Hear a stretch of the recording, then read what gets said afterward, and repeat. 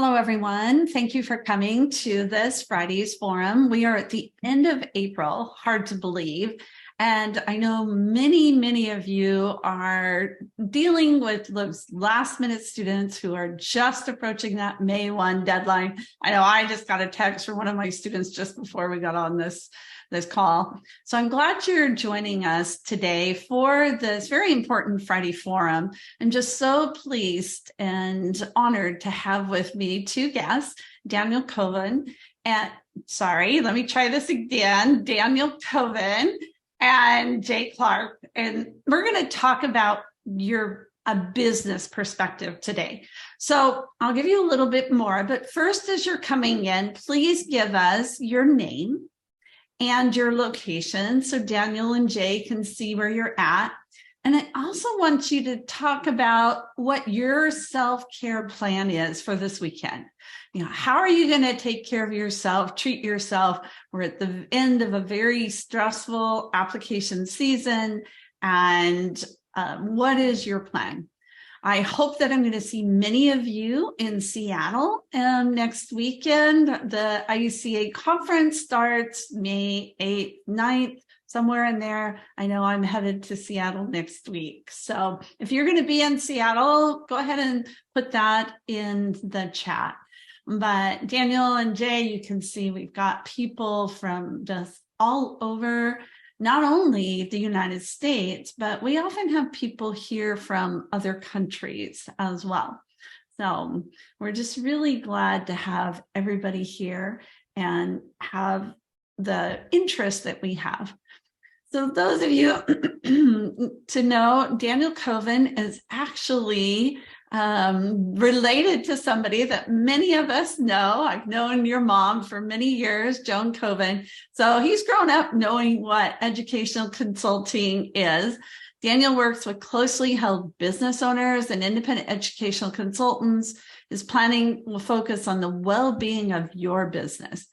It's one thing I want to emphasize, if you're an educational consultant, an independent educational consultant, you are a business owner. You are an entrepreneur. And so that has to be reflected in your thoughts and your mindset and those kinds of things. And those are the things that we try to address in our Friday forums. And then I also try to address through my coaching and through the workshops that I offer. So Daniel's planning, he can help you position your business to grow, retain key employees, and learn how to exit your business on your own terms. And that's one of the things we're going to talk about today. We also have Jay Clark. He leads a team of advisors from his home base, where my heart is, in Denver, Colorado. I live in California, but my heart's in Colorado. And he serves owners of small businesses and pre-retirees around the country. He has a lot of certifications. He's a certified exit planner and a retirement income certified professional. That is a mouthful, Jay. It sounds like very official.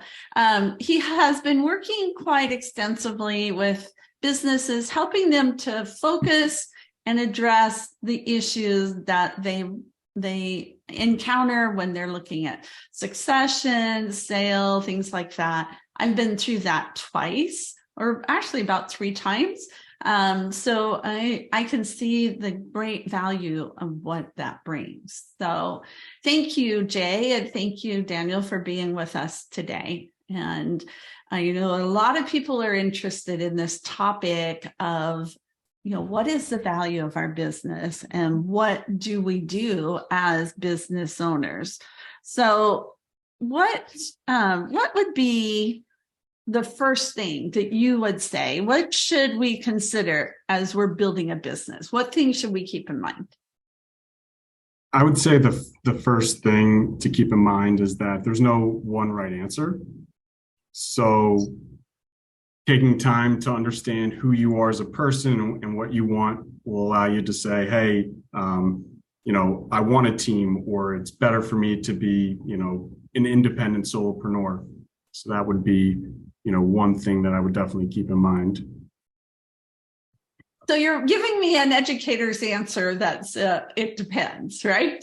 Yeah. And, just a little bit about kind of why we're here is First, thank you, Cindy, for having us, and everyone in, the participants who took the time out of their day to join. And what we found is educational consultants are brilliant. You're a super smart, great, hardworking group of business owners. And what I respect also is that you started from nothing. You started a business with no clients, no people calling your phone, and you've really built from there. A lot of people also have experienced the tremendous growth that your industry has had. So, right, people who started 20, 30 years ago remember how small it is, and now it's so robust and really, really becoming more and more refined and developed, and just such a key part of our society, with kids who are graduating, getting ready for college, and really need the guidance for whatever's next in life, which is really important. But as those people who've been in the business 10, 20 years realizes that, hey, maybe it's time for me to leave my business.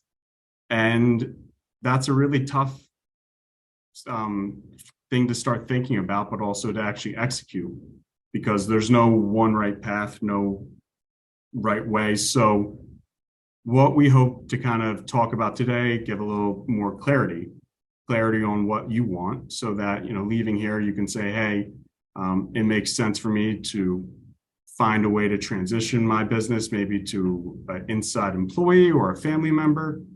Maybe it makes sense for me to, wind down and close up shop, or prepare for an outside sale, or grow my team. So, Jay, do you want to kind of go a little bit into kind of the process of how someone should begin to think about, the way of selling your business or leaving it?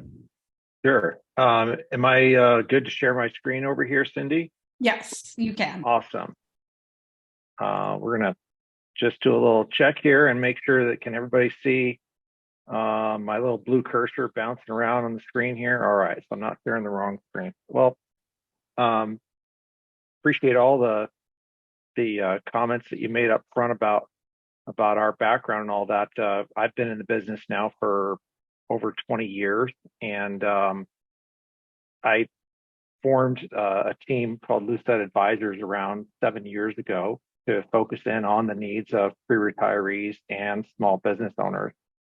And because that was seen to be the focus of where almost all my client work was going. And then Daniel approached me a while back and introduced me to the IEC space. And I got to say, I've been really inspired by the entrepreneurial spirit and the vigor of your space here. I had no idea this even existed until Daniel broached the topic. I bet you guys run into this a lot.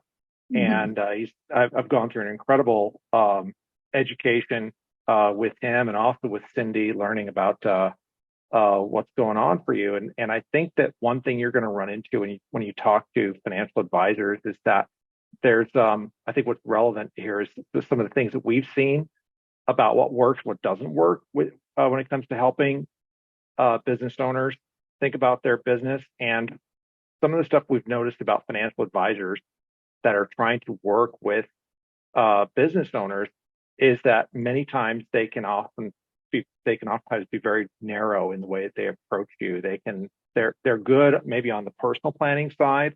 They know what to do there around retirement plan. This is like the main dialogue in the financial planning space is around wealth accumulation, wealth distribution.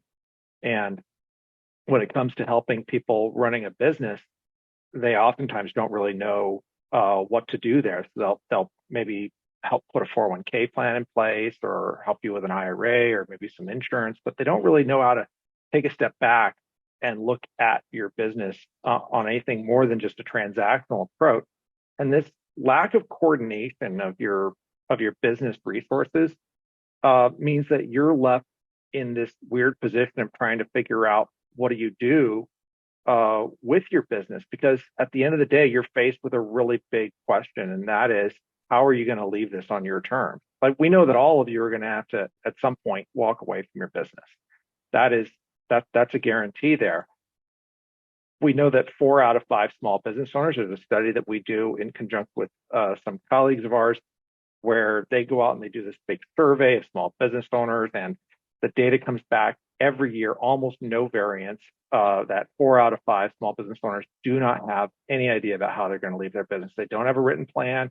They don't have a buy-sell agreement in place. They don't have anything articulated that's going to help them figure out how to leave their business. It's an incredibly difficult proposition trying to consider walking away from your business. And I'm not going to fill up this entire presentation with all these slides here. I'm going to kind of burn through this in just a few minutes here, so we can get into some of the questions that are going to be showing up for some of you as we go through this here. But if you think about, like, why are the stats so bad on why people that own small businesses don't have a plan around this, is because most people in my profession aren't really trained on how to help you in this area here. It's incredibly stressful to think about, because it's typically the single largest financial resource on your balance sheet. Most small business owners we work with are all in on their business. They've even gone to the length of using personal credit cards at some point in time to help fund their business, or maybe even taking out a home equity line of credit in order to make payroll. Their business is their biggest asset on their balance sheet, and they've gone down this very strange path of forfeiting I'm an employee side of the equation and walking away from the comfort and security of being an employee, and said, I want to go out and build something for myself and work for myself. And this makes it incredibly complicated because you're so close to the problem. It's hard to actually think about how to actually solve it. Family is almost always involved to some degree, whether they're directly in the business or they're the reason for why you decide to go down this very weird path of running your own business. And all of this adds up to a big mess of stuff to have to process through. So what we do is we start at the very beginning with everybody that we work with. We begin with things like buy-sell agreements. Do you have a partner? Do you have a buy-sell agreement in place with that partner, or an operating agreement that has buy-sell language in there? And we audit that and make sure that it does a really good job, because ultimately you're going to need to have a document that's going to drive what's going to happen with your business. If you're a solopreneur where you have built up a business and you have some employees and revenue coming in, well, maybe your family actually needs some protection. So maybe we need to do what's called a one-way buy-sell agreement, where we find someone in your space that would be like a designated buyer of your business in order to help solve that problem for your family if anything were to happen to you. So we do a lot of protection planning on the front end for almost everybody we work with. And then for some of the people we work with, for many of them, they're now starting to see some growth inside their business and some cash flow showing up. And when they start to think about it, they realize their team members are the ones driving their cash flow. And maybe some of you on the call have actually experienced this, where in your practice right now, you have some really dynamic people on your team that are really driving your revenue for you. And this raises a whole host of opportunities, because with these people, you can actually really explode your volume and you can grow. But if anything were to happen to them, if they were to send you a text message late at night and say, hey, I'm sorry to do this to you, but we got to talk. If that were to happen to you, it could crush you. And maybe it's already happened before. Maybe you've already gone through that.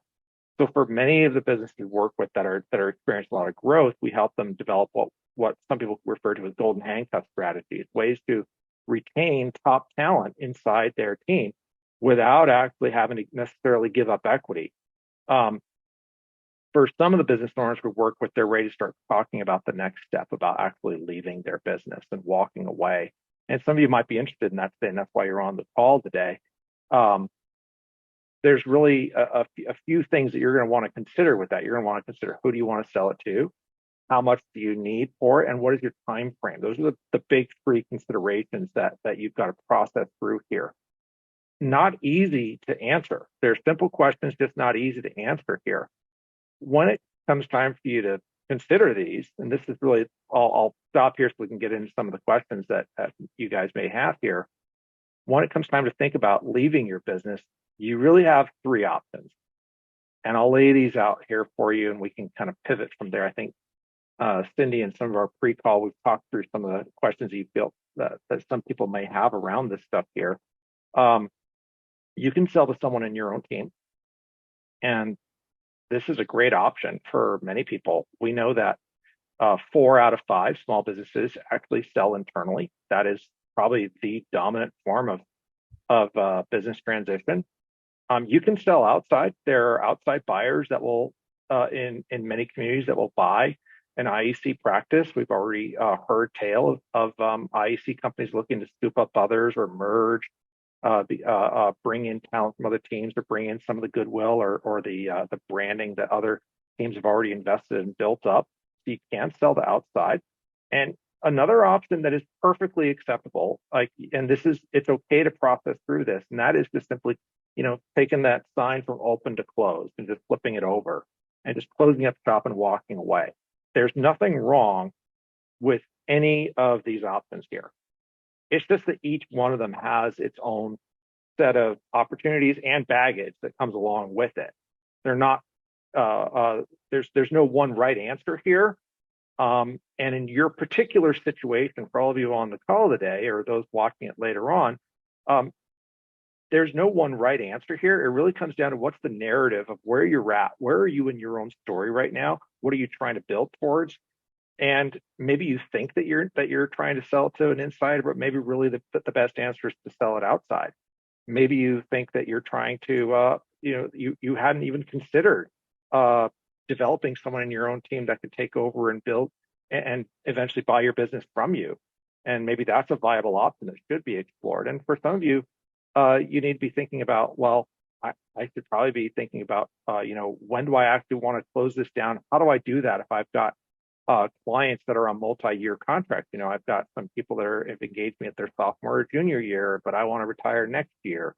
So there can be some questions around that need to just get processed through. I'll kind of wrap it up with that as kind of a high level of the work that we do here with this, and kind of turn it over to you, Cyndy, because I know that you've probably got a lot of stuff that you want to ask around this here. Maybe some people have chatted in questions as well. And well, I always have questions. So, and as you're thinking about those three exits, as an IEC, which one looks most reasonable to you? I know many of us, well, first of all, our industry is so young. And that is the big challenge, because we are just getting to that stage in our profession where people are starting to think about retiring, doing other things, broadening their horizons in whatever way, or passing it on to children or somebody in the family. And I know of situations like that. But the challenge is there's no precedence. Like, we don't have another company or another circumstances where we can look and say, so-and-so was able to do this, and so I'm going to follow that path. So we're all beating the path down the first time, and that's the way our profession has been. So when we're looking at one of those three doors, if we pick the first door, say we want to sell it on the inside, and especially turn it over to somebody in our family, what does that look like? Yeah, it's a great question. Probably the most viable answer for many people on the call here. You have to have developed a team. Like, that's the first thing here, is that some of you have not developed a team. You're just doing it yourself, or your team may not be ready. So there's a few things to factor in here. Do you have a team? Do they want it? What are their goals? Do you have the skills to teach them everything that's in your head? There's this concept in business valuation called goodwill, and that, let's just translate it into English here. That just basically means your secret sauce, all the stuff that you bring to the table that makes your business run. It's all the soft skills. It's the stuff outside of the assets and the liabilities of the business. It's all that human capital that you're bringing to the table here. And some of you have not yet started to downstream that stuff to your team members. And in any type of internal transition, it requires kind of shifting. You've learned how to grab the wheel and drive, but have you actually learned how to convey that to someone else? Mm-hmm. I know that I've got teenagers in the house now. I've got 3 teenagers, and I've already gone through the cycle of teaching 2 of them to drive, and I had to completely rethink everything because I had become an unconscious competent with driving. And I had forgotten all of the little things that I do instinctively, and I had to kind of activate that and learn how to actually like think through what is all the stuff that I'm doing here in order to then teach my teenagers to drive. And I think that the same thing is true in any type of internal transition, is that if you're going to develop your team, you have to go from the unconscious competence of you driving your business to the conscious competence. You have to kind of take a step back and think through, how did I get here? And now teaching that to someone else. The good news is that most IECs are instinctive teachers, are very instinctive coaches. It's that second nature for you, but you're instinctive around this one area. You just have to shift that same skill set and learn to communicate that with your team. That's a big advantage. We work with a lot of small business owners who are not instinctive coaches. They've learned how to get their business to be successful, but they just don't know how to coach. Most people on this call actually have that going for them. And so you have to take a step back, look at that. You have to consider what are the what's in it for them? What do they really want to get out of this? Is this something they would want to do? And then you have to start thinking about a timeline of transitioning some of those skills so that eventually, just like if you're teaching a teenager to drive, you have to eventually, move into the passenger seat and let them, maybe take it around the parking lot. And after that, take it around the block, right? There's these stages before you actually take them into full traffic. Same thing here with transitioning a business, is that you have to take these baby steps of teaching small things, letting them make little mistakes, trusting them in those mistakes, and continue to iterate that. It takes more time than you think. Internal transition, you're going to need a good runway for that. The more runway you have, the better. But I would say internally, you'd probably need 3 to 5 years to develop someone right and to get them to really feel fully comfortable in that space there. Yeah, that makes sense.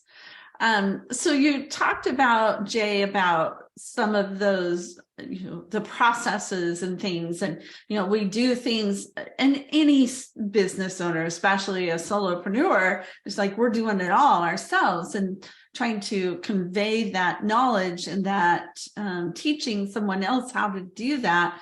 That leads us to structures and processes. So what are some tips that you have, or things that you have found that work well for business? What should we be keeping in mind? I see Aviva put a question in here about the timing and structure for when people engage in an exit strategy planning. So, how do we take that goodwill and monetize it? Well, to Aviva's question here, when's the right time to what's the timing and structure for this? The timing is like the day you start your business. And if you didn't start then start now. It's like the old adage of when's the best time to plant a tree 10 years ago? When's the next best time? Right now.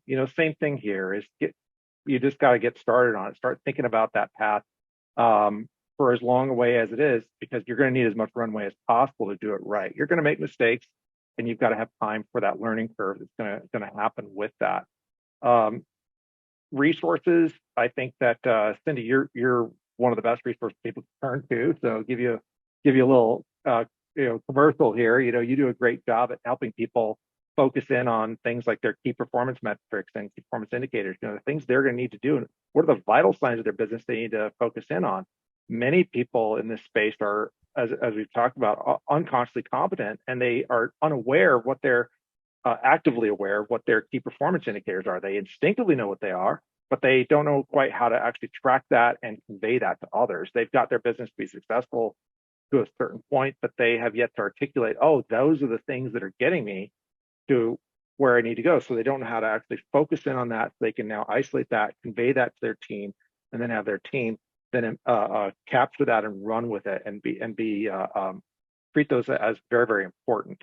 I think another piece there, just to add on to that, is the financials. You really got to focus in on the financials of your business. It's one thing to make an income for yourself.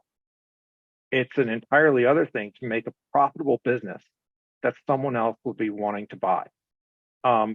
Two very different issues there.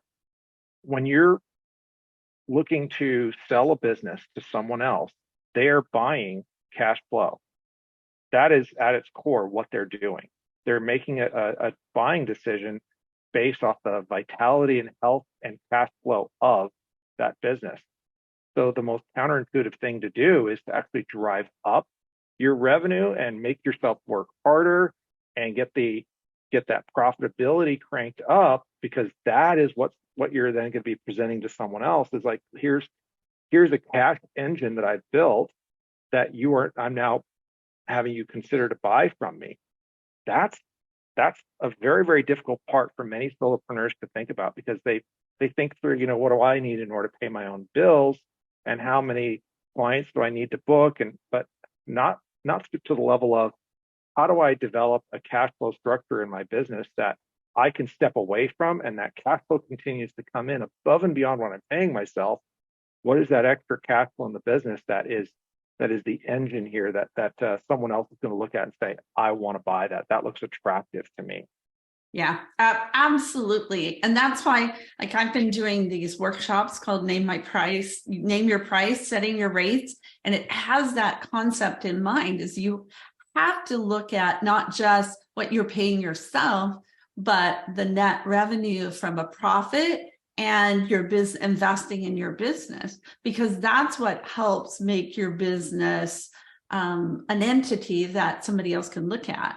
So 100%. Carmen, or go ahead, Daniel.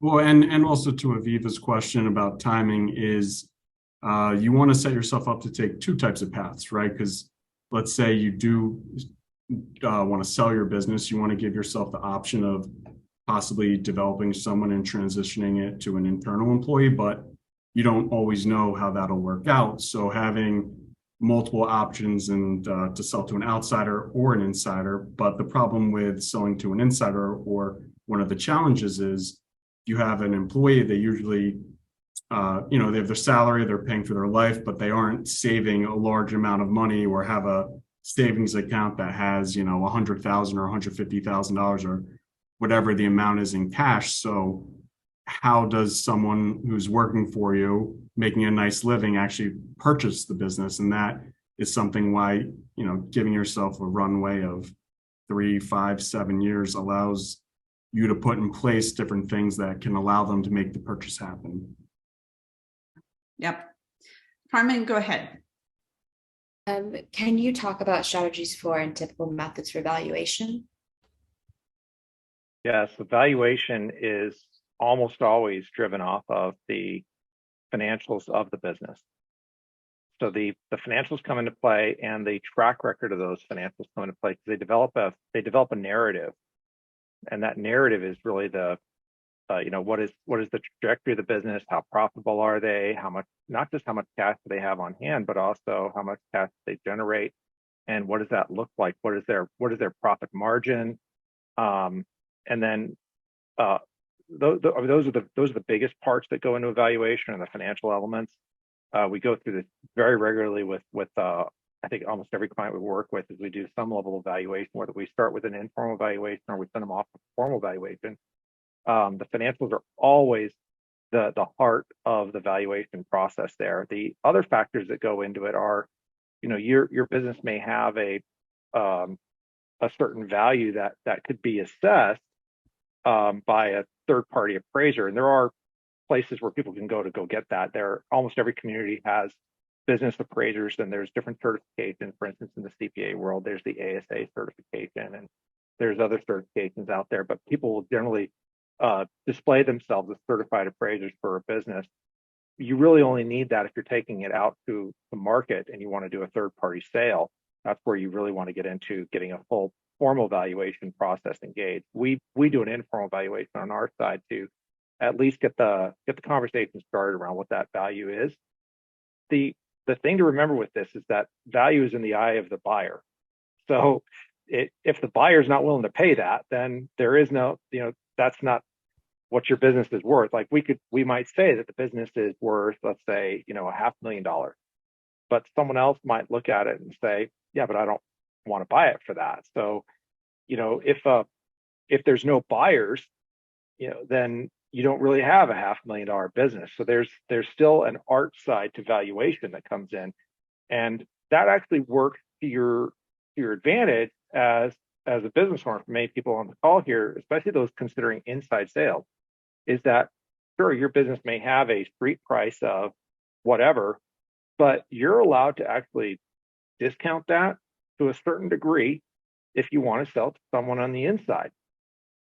If you come to a negotiated agreement about what that price will be, you can't set it at $1. There's Supreme Court cases on this where you can't do that. But as long as you're within range of that, there's some discounting that can be applied for inside sale transactions where you're selling to someone that's already in the company there. You've got a ready market there, and you can negotiate that. There's some things where you don't actually want to have a high value for your business, especially if you're selling to an insider. So that's a big kind of spidery answer to your question around strategies, methods of valuation.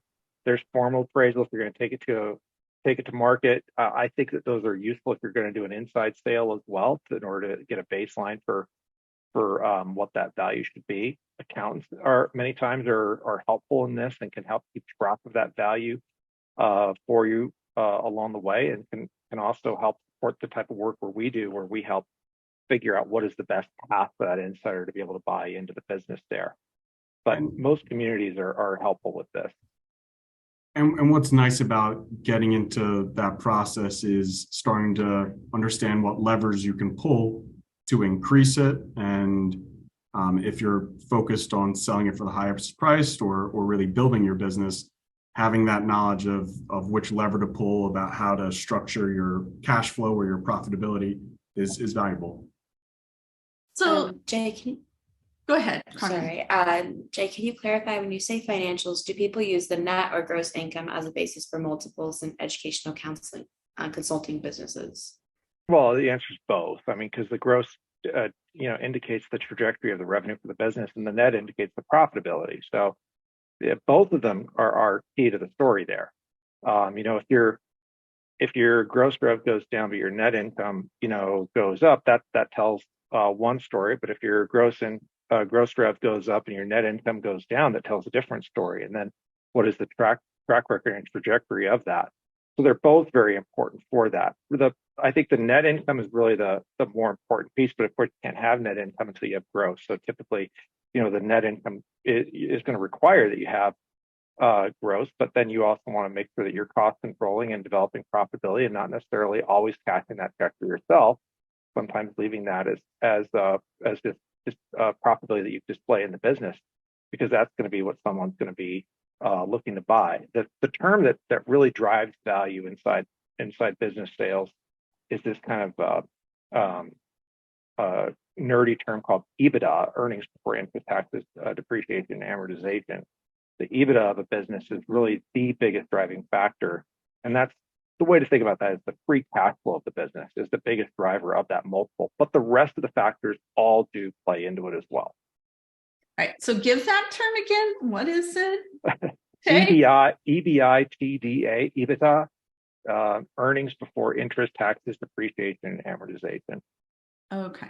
The English translation is, what's the free cash flow? What's the money left over at the end of the day after you've paid yourself that you can then, store back into the business? You could distribute it out for yourself and have some fun with it. You could bonus it to somebody. You could reinvest it. It's this free cash flow of the business. That's really what people are looking to buy. And so that's where typically you see people applying a multiple for business valuation. So I hear people talk about, and I've seen this in other business discussions, where sometimes people say, oh, well, it's 1 times your annual revenue, or 2.5 times is the value of your company. So there are different multiples thrown out there, but what you're talking about is it's not as simple as that. There's totally more factors that go into that. Absolutely. I mean, those are good rules of thumb to get people started, but a rule of thumb has its known limitations there. If you're the provider of the actual educational consulting, you're doing the coaching and you're critical to that function, and taking you away is going to take away that cash flow and revenue from the business, then obviously that multiple is going to go way down. Then they're going to be discounting that. We see that a lot in service professions. You see it in dental practice, you see it in financial advisory practices where the multiple drops because the person that owns the business is also the service provider. But if you've been able to figure out how to step away and actually have that revenue show up without you, the numbers are going to display that to a great degree. And therefore the multiple goes up because it's now showing that you're now irrelevant to the business. And that's a good thing. So becoming irrelevant, counterintuitive, critical. And that's something that I'm seeing a lot of consultants in my age bracket that are saying, yeah, I've gotten the business. Some of them be able to get the business to a point where it is operating without them, and they're just, reaping the benefits of all that time and effort. And other people, the business wouldn't exist without them. So, and that's part of that, what I call the consultant's journey and the organization's journey. And those are things we need to pay attention to. So what other things go into valuation? So I know Jane has a question in the chat. Do you want to share that? Carmen, did you see her question? Yes. Okay, so does a solopreneur, client roster have value? Is it sellable when closing a practice as it represents a potential referral source? So what are those other elements that, that go into that estimation value that are particular to a service industry like ours? Yeah, I mean, that builds up brand value. That all falls into this kind of bigger category of brand value. In my profession, that client base actually gets discounted to a certain degree because it's so tied to the individual advisor. And so if the advisor leaves the practice or retires, then the assumption is that there's going to be a high attrition rate on those clients, and they're going to want to go someplace else because they were so in love with Jay with his glasses and his haircut and all that stuff there, and they're not going to want to work with somebody else, and they're all heartbroken. It really comes that it is all part of it, the idea of your client list there, but also there's bigger factors like, do you have a website? Do you have branding? How much your business comes in through these resources there? All of that can enhance that value, support it, and in the absence of it, will impact or drop it down. Yeah, that makes sense. So our client lists are not as valuable in some circumstances as we think they might be. Yeah, or the contracts. What about contracts in place? Well, I mean, it depends. Are they tied to you or are they tied to your coaches? That's, again, we get into this issue of, are you the person performing the service? And if you're the person performing the service, and if you're the person that's going out there and hunting and bringing in all of that and creating all that attraction to the brand, then you're going to have an issue there. But if you've taught others to actually bring in more clients, you have other people driving that traffic, then those client lists become more valuable. The brand value becomes more valuable at that point in time. It all comes back to this idea of how much of the business is reliant on you. And the more reliant the business is on you, then the less value it's going to have, unfortunately. So when you're looking at that, and as you've talked about, you and Daniel talked about this, if we have this goodwill that's built on our personality as a service provider, can you structure a sale in a way that you can help transfer that? How does that look like? Yeah, if you've had difficulty in the past transitioning that goodwill to someone else, downstreaming it to someone else on your team that can now pick that up. We call those people, by the way, key employees. That's the trade term that we use, that it refers to someone that's now embodying goodwill. All the owners are key employees, but then someone else that you've also taught and trained now to do the things that you're doing are also key employees. The more key employees you have that are not you, then the more value you have in your business there. So I'm sorry, your question again, I got a little lost in that answer there. So one more time with the question. So how can I structure the sale of my practice so that I can teach somebody? Yeah. And especially if somebody's coming in from the outside. Yep. They're tough prep or they're coming from something else. Right. So you haven't actually developed other key employees sufficiently yet. So you're still driving a lot of that, but you still want out. You've kind of recognized, I've kind of run out of runway on this and I don't have time to develop somebody else. So there's two real ways that this happens here, and that is that you have like either an earn out situation or a consult back situation where you as the selling owner are either retained as an employee to the new owner for a period of time, usually 1 to 3 years, until you've transferred all of that goodwill from your brain to their brain, or a consult back arrangement, which is instead of an employee arrangement, it's more on a 1099 basis, but functionally the same thing, where that value that you wanted for your business gets discounted and then repaid through the consult back or the earn out. So you still get that value, but it's being now kind of annuitized out to you over a period of time as you consult that back or employed back to that. Very normal arrangement there, by the way. Nothing wrong with that. Just the idea of like, I get to walk away if I haven't transferred my goodwill, it just doesn't exist. That's called, I turn my sign from open to close. But if you want actual cash, you're going to get less cash up front, and you're going to get more of that cash over a period of time through that arrangement there. And many times it'll be negotiated where you're going to do the heaviest amount of work in your first year, and then that's going to phase out while the new owner kind of phases in and steps into that stuff. So can you set that up for a payment plan for somebody buying your business too? Because as you said, for somebody to come in and have 100 grand or 200 grand and give me a check is probably not going to happen, especially if it's somebody who's also coming into our industry, either new experienced or merging or something. So is it common to have those kinds of structures set up for acquiring a business as well? Very normal. Yeah, and if you've done a good job of transferring your goodwill to others, there's a lot more cash up front. If not, and again, nothing wrong with that. Sometimes it's a runway issue, sometimes it's a personnel issue where a key player left the company. Unfortunately, that's where the retention planning, by the way, comes in really clutch. That if you do have a team, but you're struggling to know that they're going to be there all the way through your transition, that's where retention planning really is key there. But yeah, it's very normal to do these types of financed arrangements where there's some cash up front, more cash on the back end through a series of payments there. Go ahead, Carmen. What are the pros and cons or in and outs of purchasing key man insurance, and have our speakers ever seen? So have you ever seen that negotiating in the sale of a business where the seller is seriously prominent in the business reputation, brand, or goodwill? Oh yeah, I mean, many times. So key man insurance is insurance owned by the company on a key employee's life, and with the company being the beneficiary. So the company actually gets, and just to kind of structure this out for everybody, so everybody can kind of know what we're talking about here relative to the question. Very intelligent question. Thanks for asking that. I love it because it's very nerdy, right up my alley here. Key employees are people that are buying the goodwill. You insure them so the business actually has cash should anything ever happen to them. Because if they are gone, then the business's revenues are going to get heavily impacted by their absence.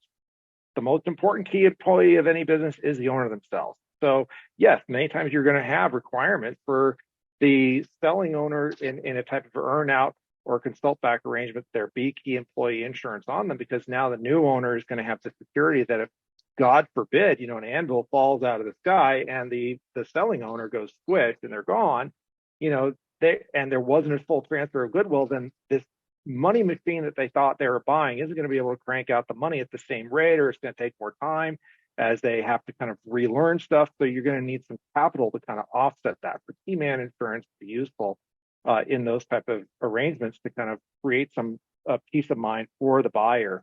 I think that it should be used in almost all business settings. If you've got any more than just a few employees, you should have an owner owning key person insurance on themselves through the business. The business owns it, business is beneficiary. That way their family is the security that the business is going to have a lot of liquidity in case anything ever happens to them. It's very frequently overlooked. In planning, probably the one thing we see most commonly is that's missing from a lot of plans here is they just haven't done key person insurance. And sometimes they haven't done it right. There's some tax implications of structuring it improperly, but we help our clients figure out what the right ownership and beneficiary arrangement is for all of that. So does that apply to, because this has happened in our industry where somebody will pass away or be injured or something, and then all of a sudden they have all these clients that they can't service. So does that cover that kind of situation? I know we've been recommended, and there are other sessions on how to plan for that kind of contingency as well. Well, insurance is never put back to person. It's putting back the money that's lost as a result of the person's absence. And it's not just the billing that they would have secured, if had they been alive. It's also maybe the relationships they had in the community, if they were critical for driving new revenue to the business. There's goodwill there in that. There's other employees that were loyal to this individual that may not want to stick around. So there's all of these ripple effects when you're dealing with key employees that goes beyond just what that person earned, like what was their paycheck. So let's just take not an owner, but someone who's really critical on a team here as an example here. Let's say Daniel is my employee. Sorry, Daniel, you're not my employee. I know that, but we're just going to use you that way for this example here. So let's say Daniel's my employee, and I'm sorry, Daniel, I'm going to kill you here. This is going to happen. Okay, big rock falls out of this guy. Daniel goes squish, and I'm not just heartbroken, but financially devastated as well, because we had a bunch of team members that really loved Daniel, and he had relationships in the community. He was really critical for marketing, and I was kind of relying on him driving clients to the business. And as I start to think about that, it's not just wow, I've got to go to his funeral. All that's very sad. But my business could be headed for some real tough times here for several years.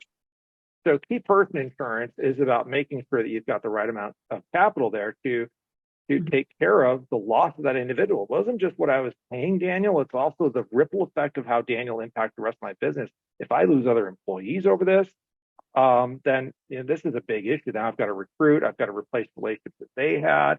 Like, this thing can continue to spiral out here. So it's very, very important to take care of these types of things.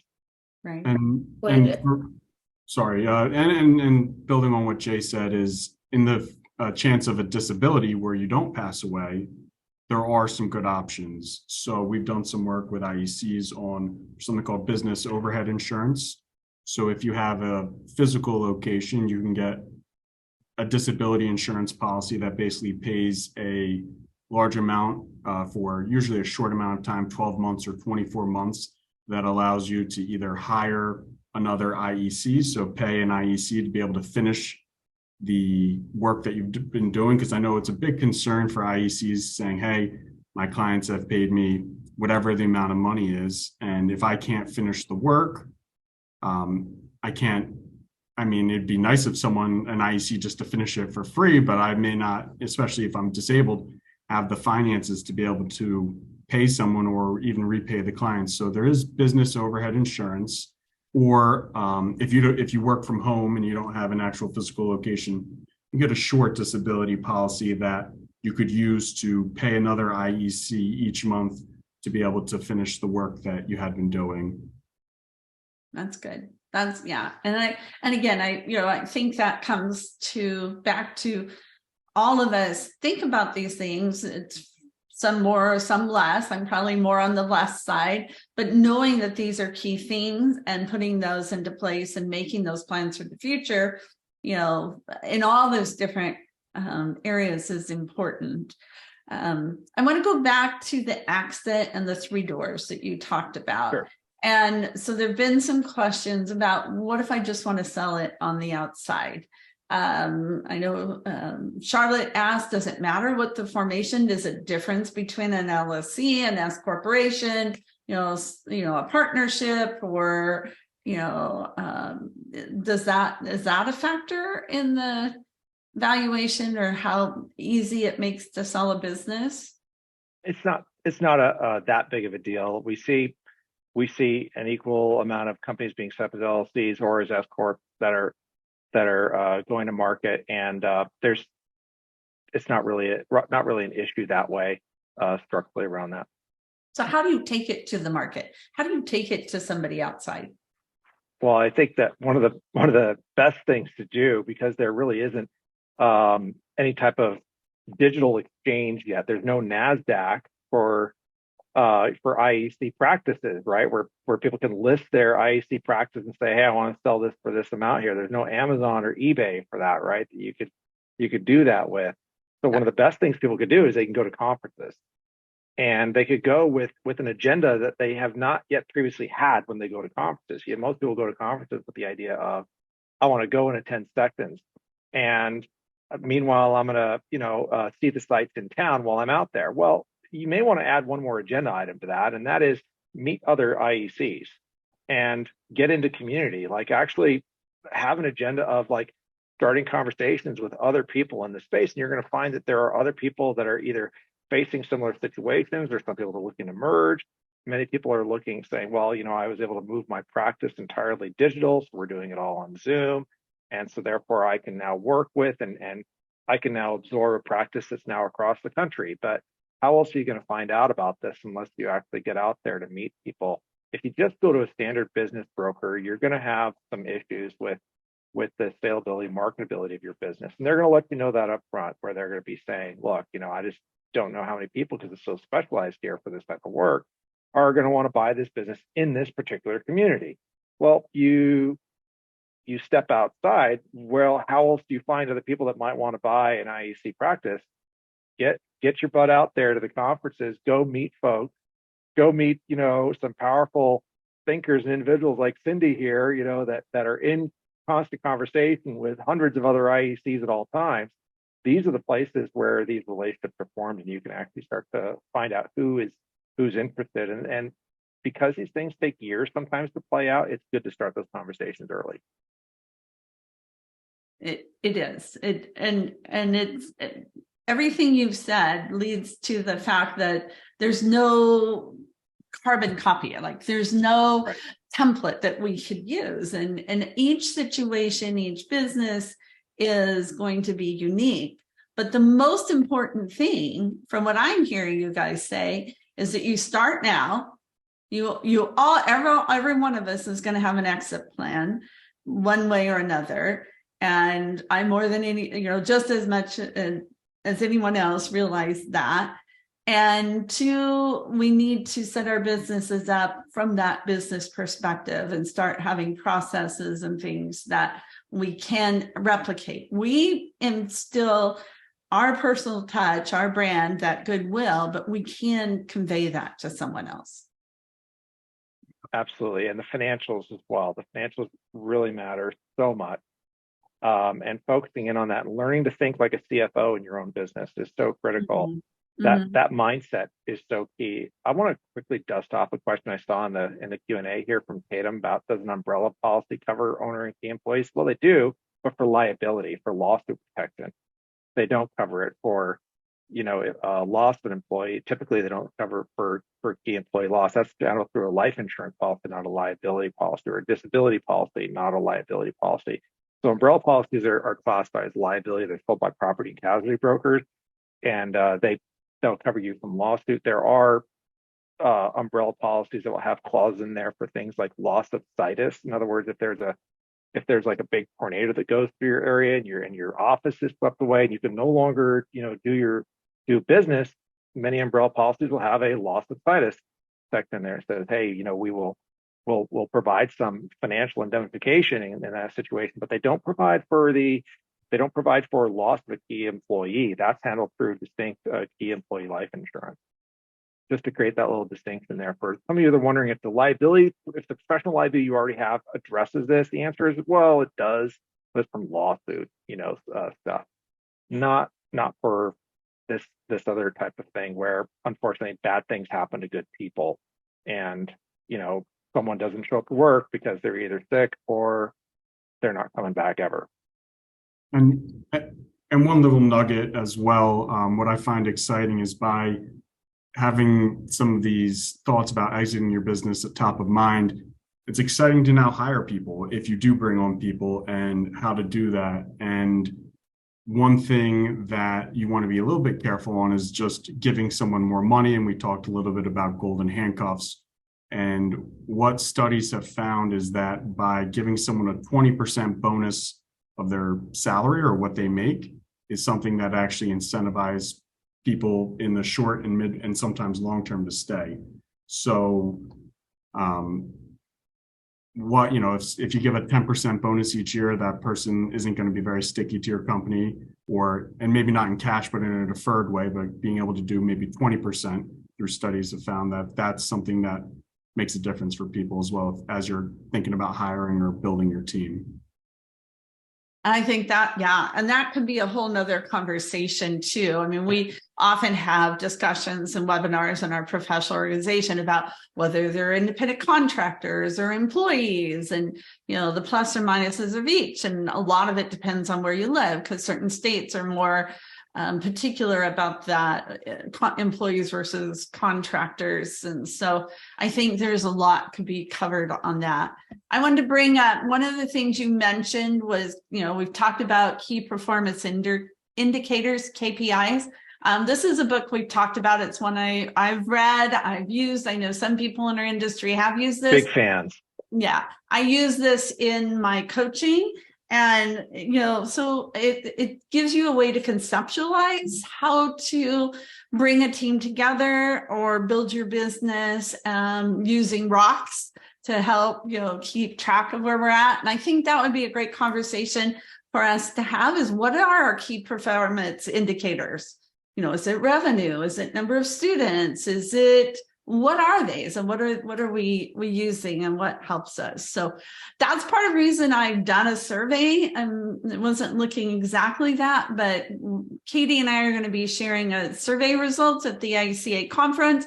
We're going to be covering those of you who are participating in our survey. Thank you very much, because I had a goal of 500 people, Daniel and Jay, in order to answer this survey, and I got 491. So I want to thank everybody for answering the survey. We talked about how you onboard clients and what that looks like and getting people started in your practice. So we're going to be going over that at the IECA conference, and also Katie Anderson and I will be talking about this the end of June, I believe. And so those are some opportunities that are coming up. Thank you, Daniel. Thank you, Jay, for being here today. I'm sure we could have gone on for another hour, and we'll have lots of opportunities in the future, lots of topics on the business side for our industry. So. Thank you, Cindy. Thank you so much. So everyone join me. My next Friday forum is going to be May 19th. It's going to be on work life, having your ideal clients and building your ideal business. So a lot of kinds of concepts of just how do you build and grow your practice. That's with Shelley Humbach. And she is just a very dynamic, very insightful person. So I'm glad that Shelley's going to join us. I'm doing a Name Your Price workshop May 3rd. If you haven't signed up for it yet, do so now, because all the things we've talked about today, understanding your rates and naming your rates is key, and understanding really what that goes into that is very key. So people who've participated in those workshops have found them very enlightening and eye-opening. So that one's going to be May 3rd, and that's the last one I've got scheduled. I'm also going to do one on content gold in May 18th. And then I'm going to do an essay in the box workshop on May 24th. And thank you for sharing this. I was going to pull that up. And Carmen, did you just pull that up? Yes. Thank you. So everyone, thank you. Have a great weekend. Please join me. You can go to my website and click on the links for the interactive workshops. They're 3 hours long, and that seems like a long time, but I guarantee you the time goes by fast because we talk and we have really intimate conversations, and I'll walk you through processes. So Jay and Daniel, thank you very much as well. I hope you have a great weekend. Thanks, Amazing. Cindy. Thanks, Carmen. Pleasure. Thank you. All right, everybody, thank you. Hope you have a great weekend too. And I'll see you back here and the end of May.